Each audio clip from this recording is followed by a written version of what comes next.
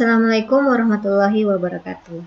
Jumpa kembali pada video kita. Kali ini kita akan membahas tentang turunan tingkat tinggi, yang dalam hal ini kita berbicara pada fungsi yang lebih dari satu variabel.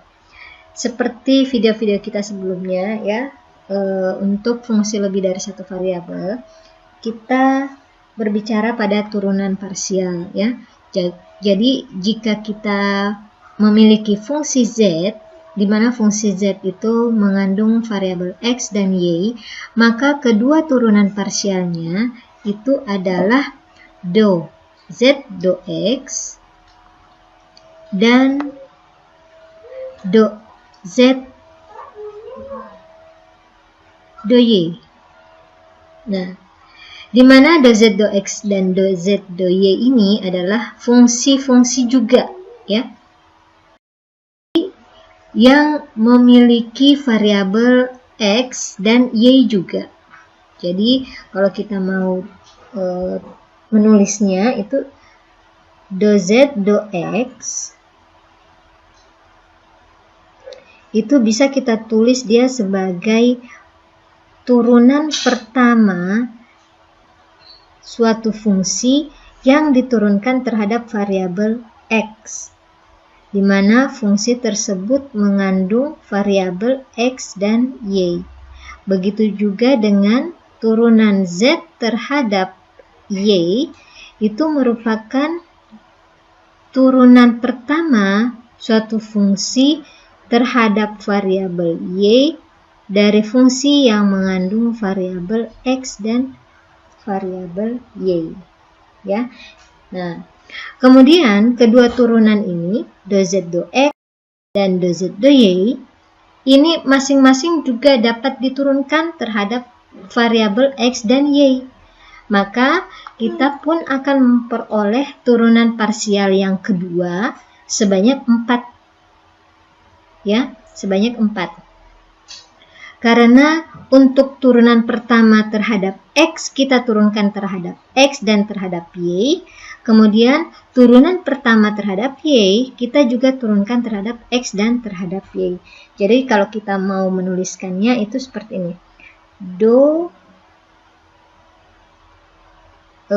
Turunan dari do z per do x terhadap x ini bisa kita tulis menjadi do kuadrat z per do x kuadrat, atau turunan kedua suatu fungsi terhadap fungsi x, lalu kita turunkan lagi terhadap fungsi x. Jadi di z kita turunkan pertama kali terhadap variabel x, kemudian kita turunkan lagi terhadap variabel x. Jadi kita menurunkan fungsi z sebanyak 2 kali terhadap variabel x sebanyak 2 kali juga. Nah, ini kita tuliskan secara simbolik seperti ini. Jadi f double aksen yang menandakan bahwa dia adalah turunan yang kedua.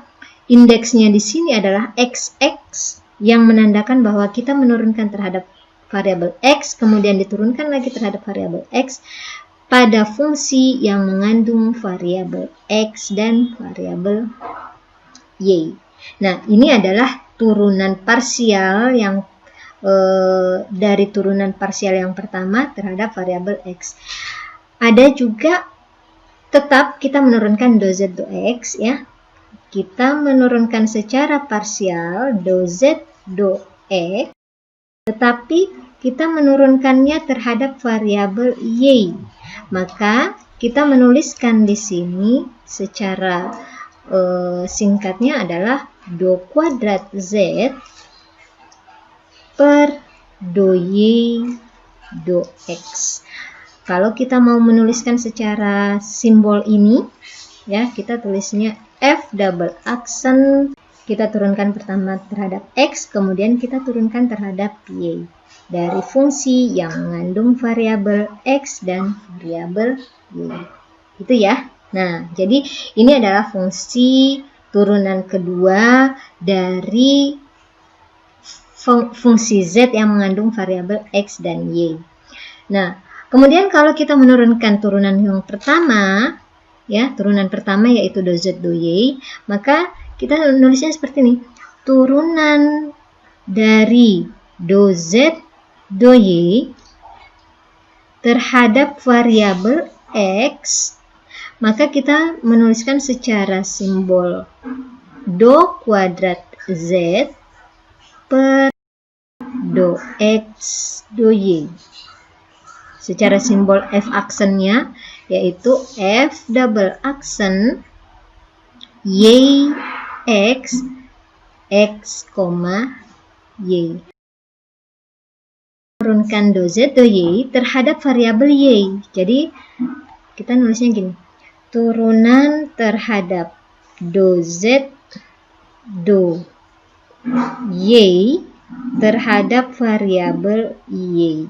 Maka kita nulisnya do kuadrat z per do y kuadrat. Kita menurunkan terhadap variabel y sebanyak 2 kali. Nah, berarti simbol f aksennya kita bisa tulis f double aksen y x, y. Nah, keempat turunan ini yang tidak lain adalah ini, kemudian ini, lalu yang ini, kemudian yang ini. Itu bisa kita tuliskan seperti ini. Jadi do kuadrat z per do x kuadrat diperoleh dengan menurunkan do z do x terhadap variabel x. Jadi turunan dari do z do x terhadap variabel x, gitu ya.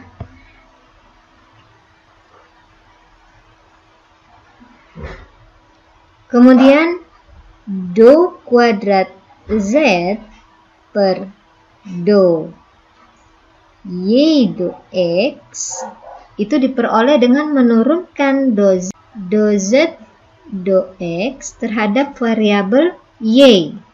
Terhadap variabel y ya di sini. Jadi turunan dari do z do x diturunkan terhadap variabel y. Kemudian yang ketiga, do kuadrat z per do y kuadrat itu diperoleh dengan menurunkan do z do y terhadap variabel y. Jadi maksudnya seperti yang saya sebutkan tadi, turunan dari do z per do y terhadap variabel y. Nah, kemudian yang terakhir, do kuadrat z do x do y itu diperoleh dengan menurunkan do z per do y terhadap variabel x, yang mana aturannya itu do dari atau turunan parsial dari do z per do y terhadap variabel x, gitu ya. Nah, jadi turunan ini semuanya kontinu dalam suatu domain ya, dalam range domain, maka berlaku bahwa do kuadrat z terhadap do y do x itu akan sama dengan do kuadrat z do x do y. Nah, ini nanti kita akan buktikan ya dalam contoh apakah benar bahwa turunan kedua dari fungsi z terhadap variabel y dan variabel x itu akan sama dengan turunan kedua dari fungsi z terhadap variabel x kemudian variabel y. Jadi urutan penurunannya itu tidak sama. yang ruas kiri di sini kita menurunkan terhadap X dulu, kemudian terhadap Y. Sedangkan yang di ruas kanan kita turunkan dulu terhadap variabel Y, kemudian kita turunkan terhadap variabel X. Nah, adapun turunan parsial yang ketiga, karena ini kan turunan kedua ya, turunan parsial yang kedua, sedangkan turunan parsial yang ketiga ataupun yang keempat dan yang kelima ataupun dalam hal ini ordenya lebih tinggi itu secara definisi sama ya, sama. Kemudian urutan turunannya itu tidak dipengaruhi oleh urutan variabel penurunan variabelnya ya, selama turunan-turunan tersebut kontinu dalam domain tersebut ya.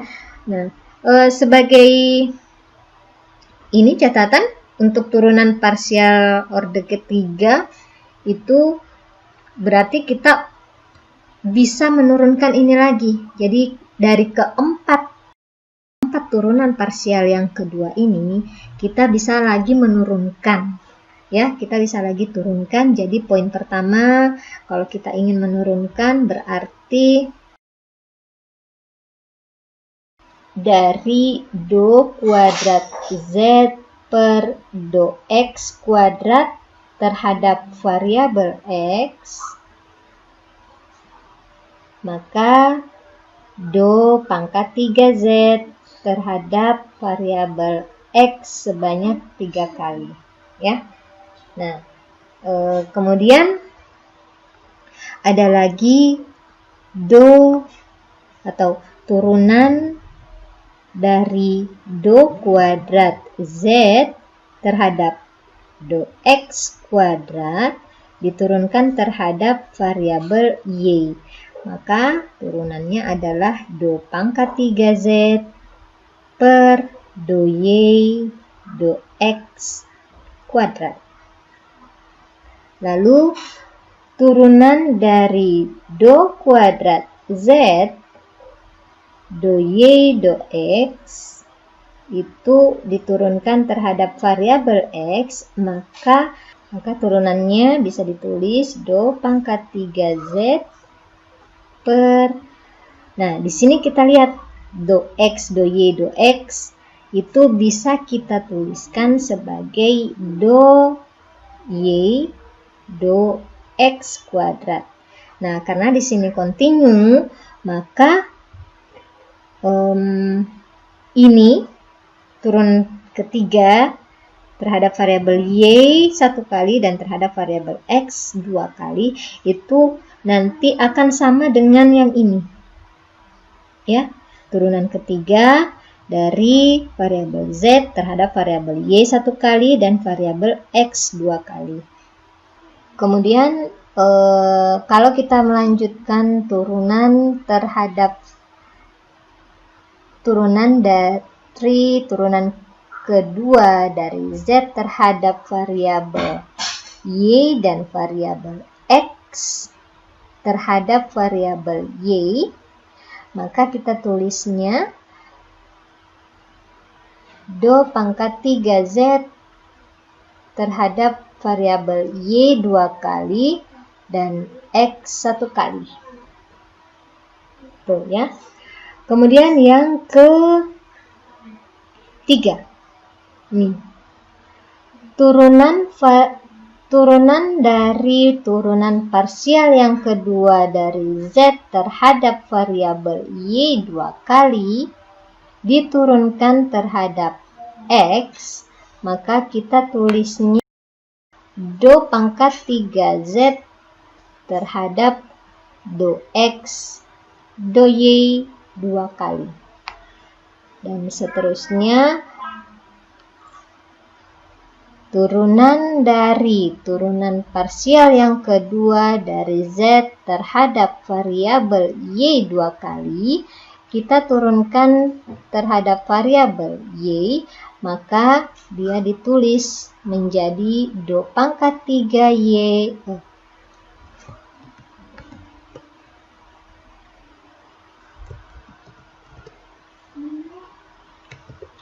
Jadi kita tulis do pangkat 3Z terhadap variabel Y 3 kali. Nah, yang terakhir, do pangkat 2Z, do X, do Y. Berarti turunan parsial kedua Z terhadap variabel X, kemudian variabel Y, diturunkan terhadap variabel X, maka kita tulis do pangkat 3Z per do X kuadrat do Y. Artinya X-nya diturunkan 2 kali, Y-nya 1 kali. Dan yang terakhir, turunan parsial dari turunan parsial kedua Z terhadap variabel X, kemudian variabel Y, diturunkan terhadap variabel Y, maka bisa kita tuliskan do pangkat 3Z terhadap do X do Y kuadrat. Nah, kita lihat bahwa ada 1, 2, 3, 4, 5, 6, 7, 8 orde ketiga dari fungsi Z yang memiliki variabel X dan Y. Tetapi sebenarnya yang saya tandai sebagai merah ya, ini YX kuadrat, kemudian yang ini X kuadrat Y, dan yang ini itu adalah sama ya. Jadi walaupun urutannya berbeda, tapi hasilnya akan sama. Begitupun dengan yang saya tandai warna biru ini, yang ini Y kuadrat X, X kuadrat, dan X Y kuadrat. Nah, ketiga turunan parsial ini pun sama ya, walaupun urutannya berbeda. Yang ini Y kuadrat X, kemudian yang ini XY kuadrat, yang ini mungkin XY kuadrat ya, tetapi akan menghasilkan nilai yang sama. Berarti sebenarnya untuk turunan parsial yang ketiga itu kita mempunyai yang warna merah 1, terhitung 1, yang warna biru 2, kemudian ini yang ketiga yang warna kuning, dan yang terakhir adalah yang warna hijau. Berarti sebenarnya fungsi Z memiliki variabel X dan variabel Y memiliki 4 turunan parsial orde ketiga. Oke. Untuk materi teorinya sampai di sini. Kita lanjut ke contoh soal ya, biar lebih jelas.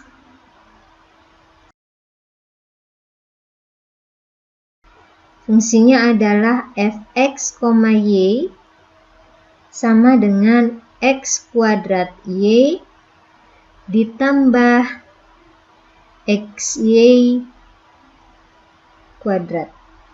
Nah, berarti yuk kita cari turunan pertamanya dulu. Turunan yang pertama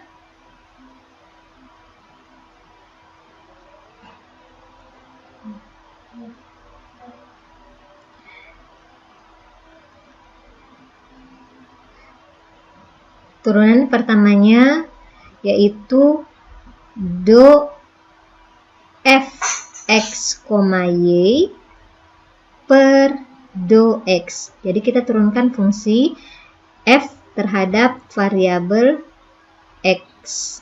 Itu adalah ini y kita anggap konstanta, x-nya adalah variabelnya 2xy ditambah turunan ini terhadap x yaitu y kuadrat. Oke. Nah, kemudian turunan fx, y terhadap variabel Y itu adalah X kuadrat ditambah 2XY. Oke, itu untuk turunan yang pertama. Sekarang turunan yang kedua. Turunan kedua berarti kita turunkan ini dulu ya, terhadap variabel X dan terhadap variabel Y. Berarti turunan dari turunan parsial fx, y terhadap variabel X kita turunkan terhadap X, maka turunannya adalah yang ini ya, masih ada variabel X-nya, berarti turunannya adalah 2Y. Sedangkan ini tidak memiliki variabel X lagi, berarti ini terhitung sebagai konstanta. Turunan dari konstanta adalah 0, berarti sudah ya. Kemudian lanjut turunan terhadap turunan parsial fx, y X diturunkan terhadap variabel Y. Maka turunan yang ini terhadap variabel Y adalah 2X ditambah 2Y. Berarti turunan pertama kita sudah turunkan yang kedua kalinya terhadap variabel X dan terhadap variabel Y. Nah, sekarang turunan pertama terhadap variabel Y kita turunkan terhadap variabel X. Berarti turunan parsial dari turunan parsial fx, y terhadap variabel Y diturunkan terhadap variabel X.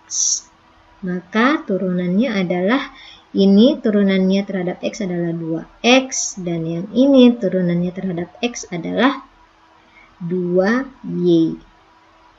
Kita lanjut turunan parsial dari turunan parsial X, Y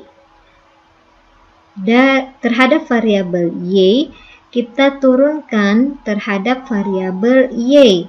Berarti ini turunannya terhadap variabel Y adalah 0 ditambah 2XY terhadap variabel Y kalau diturunkan menghasilkan 2X. Nah, di sini kita melihat yang ini kita bisa tuliskan sebagai do kuadrat F per do X kuadrat. Yang ini adalah do kuadrat F per do Y do X. Lalu yang ini adalah do kuadrat F per do X do Y. Dan yang terakhir ini adalah do kuadrat F do Y kuadrat. Nah, kita bisa lihat di sini ini sebagai pembuktian juga, salah satu pembuktian contoh bahwa turunan kedua dari F terhadap variabel Y kemudian terhadap variabel X itu nilainya atau hasilnya akan sama dengan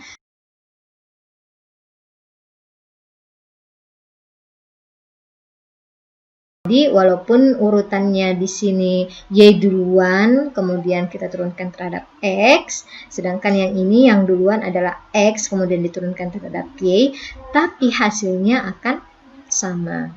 Nah, inilah yang bisa dijadikan sebagai contoh buktinya, ya. Oke? Untuk contoh yang kedua, fungsi yang kita miliki sekarang adalah fx, X dikali A pangkat X, Y. Nah, di sini ada satu bilangan ya. Suatu bilangan A di sini adalah suatu konstanta. Jadi suatu bilangan yang konstanta. Jadi sebelum kita lanjut, ada baiknya kita mengingat dulu jika suatu fungsi itu adalah A pangkat X, ya. Kita ingat yang materi di kalkulus 1 mungkin ya, bahwa jika Y sama dengan A pangkat X, maka turunan dari Y aksen atau turunan dari Y itu adalah Y aksen sama dengan A pangkat X dikali ln A dikali turunan dari X. Gitu ya. Nah, jadi ini adalah poin yang harus kita ingat. Oke, kita lanjut. Fungsi kita yang kedua adalah X sama dengan A pangkat XY. Nah, kan adalah nilai dari turunan kedua fx y pada titik 2,1. Nah, berarti kita harus mencari dulu nih turunan yang kedua ya. Jadi sebelum kita mencari turunan kedua, pasti harus kita ketahui dulu turunan yang pertamanya apa. Nah, jadi turunan pertama f terhadap x itu adalah x, y adalah. Nah, di sini kita misalkan ya. Ini apa? Jadi kita misalkan dulu. Jadi kita misalkan bahwa U adalah X dan V adalah A pangkat XY. Nah, berarti turunan U terhadap X itu adalah 1 dan turunan V terhadap X itu adalah, kita lihat yang ini ya. Jadi turunannya adalah A pangkat XY dikali dengan ln A dikali dengan turunan X, atau turunan X di sini dalam hal ini adalah pangkatnya. Berarti kita punya di sini pangkat XY, turunan XY terhadap variabel X. Berarti turunannya adalah Y. Berarti turunan V terhadap X itu adalah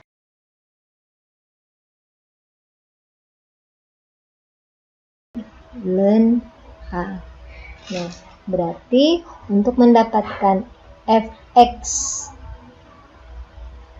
atau turunan f terhadap x dari fx, y itu adalah, kita ingat rumusnya apa kemarin? Rumus turunan U kali V adalah U aksen V ditambah UV aksen, yang dalam hal ini turunannya semua terhadap variabel X. Oke. Nah, jadi turunan U terhadap X adalah 1 dikali V, berarti langsung saja ya, A pangkat XY ditambah U dikali turunan V terhadap X, berarti X kali ini. Jadi kita langsung saja A pangkat XY dikali XY ln A.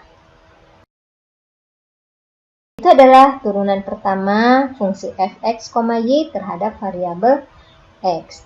Kemudian kita cari lagi turunan yang kedua dari fx, y yang tadinya terhadap x, kita turunkan terhadap y. Nah, berarti ini kita turunkan terhadap y. Berarti sama ya, turunan A pangkat x hampir sama dengan cara pertama tadi. Turunan A pangkat X dengan melihat rumus ini berarti A pangkat XY dikali ln A dikali turunan pangkatnya terhadap Y, karena kita menurunkan terhadap Y. Berarti turunan XY terhadap Y adalah X. Kemudian ditambah.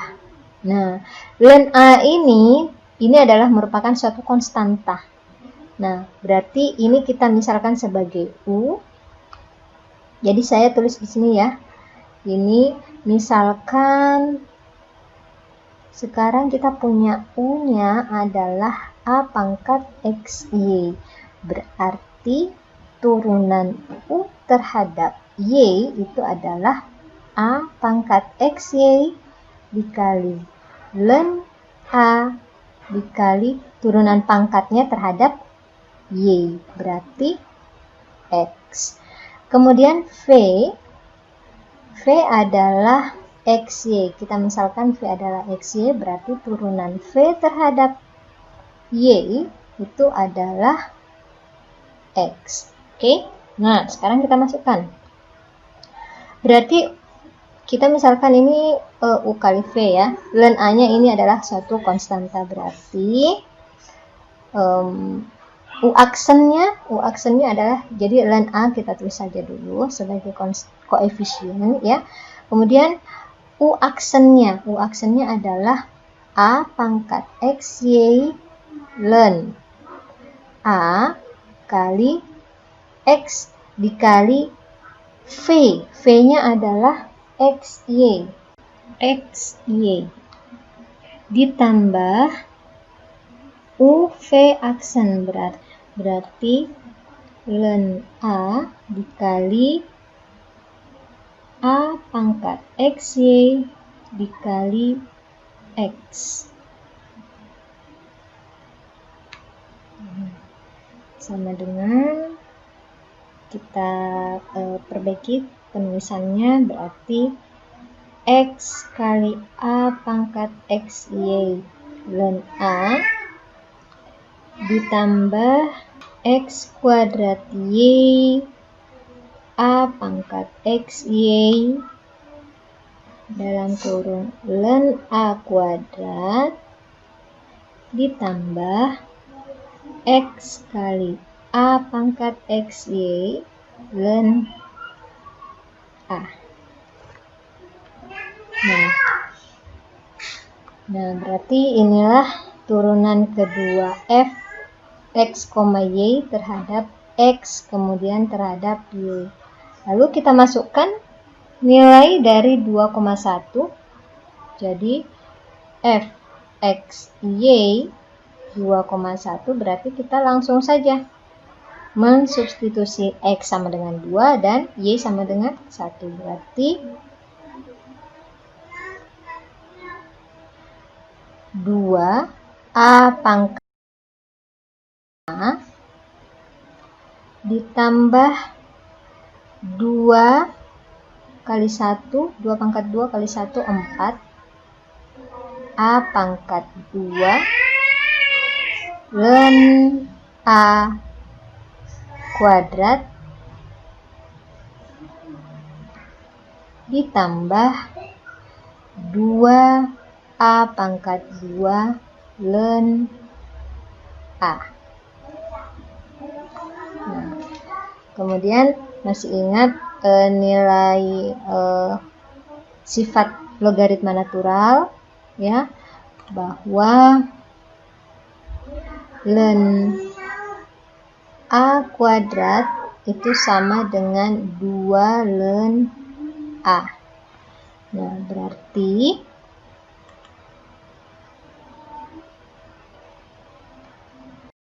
ini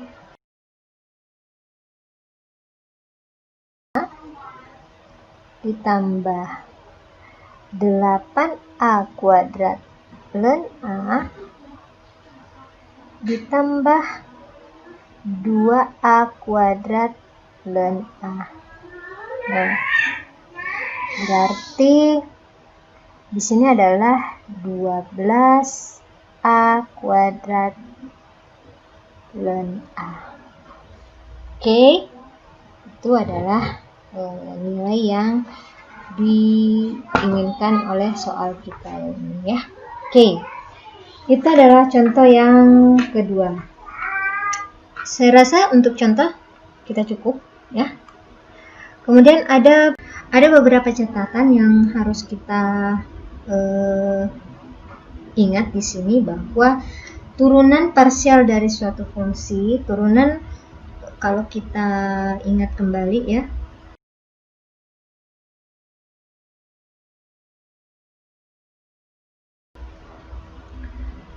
turunan yang pertama untuk fungsi fx, y ya, yang variabelnya 2, maka turunan parsial yang pertamanya itu sebanyak 2. Sedangkan turunan parsial yang kedua itu 2 turunan ini diturunkan lagi. pada dua variabel X dan Y. Jadi masing-masing X dan Y berarti banyaknya turunan kedua itu ada sebanyak 4. Kalau kita cari kembali turunan ketiganya, maka keempat turunan parsial ini kita turunkan lagi 2 ya, terhadap X dan terhadap Y. Berarti banyaknya turunan yang ketiga itu sebanyak 8. Begitupun turunan yang keempat, pada 8 turunan parsial yang ketiga itu kita turunkan sebanyak 2 jenis ya, X dan Y. Berarti masing-masing keempatnya sebanyak 16. Nah, sehingga kita dapat menyimpulkan bahwa banyaknya turunan parsial orde tinggi dari fungsi 2 peubah itu adalah ini 2 peubah sebanyak 2 pangkat N. Ya kan? Dimana N-nya ini adalah turunan yang